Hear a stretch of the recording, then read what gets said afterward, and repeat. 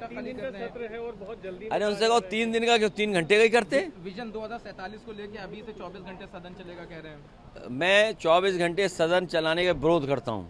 ये क्या बात है, आप जगा रहे हो? अरे तुमने कोई काम नहीं किया 9 साल में, अब तुम 24 घंटे जगाओगे किसी को?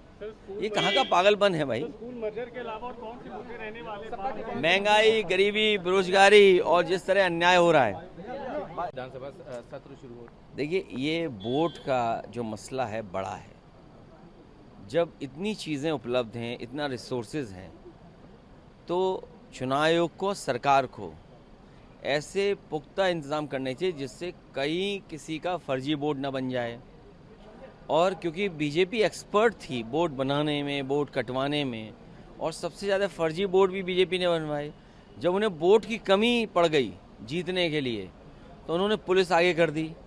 और इलेक्शन कमीशन को सबसे पहले उत्तर प्रदेश के बाई इलेक्शन को देखना चाहिए कि किस तरह सरकार ने इलेक्शन कमीशन को भी नहीं माना और हम इलेक्शन कमीशन में शिकायत करते रहे। इलेक्शन कमीशन ने कोई कार्रवाई नहीं की। आज भी अगर इलेक्शन कमीशन उस समय के जिस डिस्ट्रिक्ट में बाई इलेक्शन हुए थे उसके जिलाधिकारियों को सस्पेंड कर दें, भारत सरकार टर्मिनेट कर दे, इलेक्शन कमीशन उन जिलों के जिलाधिकारियों को अगर सस्पेंड कर दें, भारत सरकार उन जिलाधिकारियों को टर्मिनेट कर दें, तो यकीन मानना कोई वोटर लिस्ट में गड़बड़ी नहीं होगी, किसी का फर्जी वोट नहीं बनेगा, किसी का वोट डिलीट नहीं होगा, किसी का वोट बूथ से नहीं हटाया जाएगा। जब तक इलेक्शन कमीशन उन अधिकारियों के सस्पेंड और टर्मिनेट नहीं करेंगे तब तक ये फर्जिफिकेशन, फोर्जरी नहीं रोक पाएगी सरकार। लेकिन उन्होंने, तेजस्वी ने कहा कि वहाँ के जो डिप्टी सीएम है बिहार के, उन्हीं के 2 API, इसीलिए मैं ये संदर्भ यूपी का कह रहा था। और अगर वहाँ 2 वोट है डिप्टी सीएम के, यहाँ तो सीएम वोट लुटवा रहे थे, वहाँ तो डिप्टी सीएम के 2 ही वोट तो नकली निकले। यहाँ तो सीएम बूथ लुटवा रहे थे।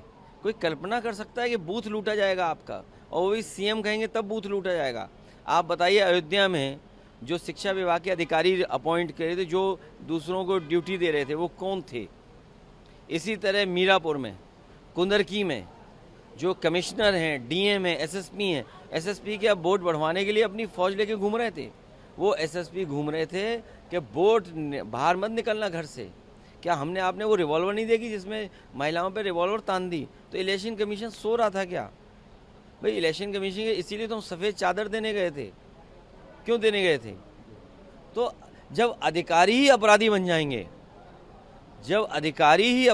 जाएंगे, वोट छीनने के लिए, तो ये कार्रवाई कौन करेगा? सरकार को कार्रवाई करनी चाहिए, इलेक्शन कमीशन को कार्रवाई करनी चाहिए। अधिकारियों को अपराधी न बनने दें। इलेक्शन कमीशन से हमारा निवेदन है और सरकार से भी ये निवेदन है।